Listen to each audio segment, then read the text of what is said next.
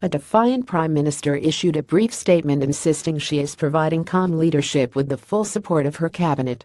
Mrs. May, whose party conference speech in Manchester was disrupted by a persistent cough as well as a prankster who handed her a fake P45, acknowledged that she had been suffering from a cold.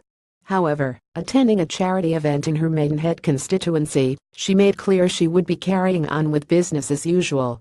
Theresa May brushed aside rumors of a leadership plot. Now, what the country needs is calm leadership, and that's what I am providing with the full support of my cabinet. Theresa May, she told reporters, I've had a cold all this week, but I'm here today at a fantastic event that is raising money to support people and their families who are going through real difficulty.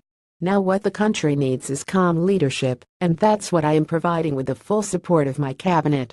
Next week I am going to be updating MPs on my Florence speech, which has given real momentum to the Brexit talks, and I will also be introducing a draft bill to cap energy prices, which will stop ordinary working families from being ripped off. Former Tory Chairman Grant Shapps said it was time for Mrs. May to go. Her comments follow the disclosure that former party chairman Grant Shapps is leading a group of rebel MPs urging her to stand down.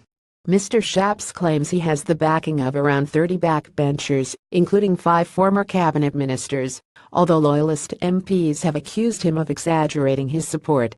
He insisted there was growing support among a broad spread of Tory MPs for a leadership contest in the wake of the Prime Minister's chaotic party conference address. Theresa May has vowed to carry on as but Charles Walker, vice chairman of the powerful Conservative backbench 1922 committee, said the attempt to force her out lacked credibility and was set to fail.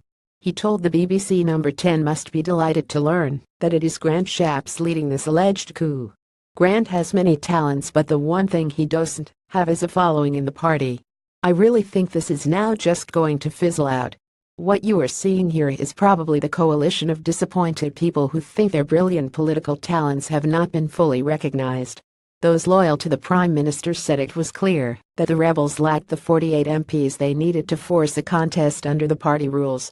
Ajit Mitchell Gove has praised Theresa May for her resilience. Senior ministers continued to rally round Mrs. May, with Environment Secretary Michael Gove, who ran against her in last year's leadership contest, saying the overwhelming majority of Tory MPs, including the entirety of the cabinet, wanted her to carry on. He said she showed an amazing degree of resilience and courage this week, of a piece with the fantastic leadership she has shown through the time that she has been Prime Minister. Home Secretary Amber Rudd insisted the Prime Minister should stay despite the presentation fails in her calamitous conference speech. In an article for the Daily Telegraph, Ms. Rudd said we, Theresa May's government, want to set out a better path, one that actually leads to a prosperous, secure and united country. Home Secretary Amber Rudd has urged Theresa May to stay on as we can do that, and we will under her leadership. She should stay. Do not doubt that the Prime Minister's absolute commitment to tackling the injustices is a real one.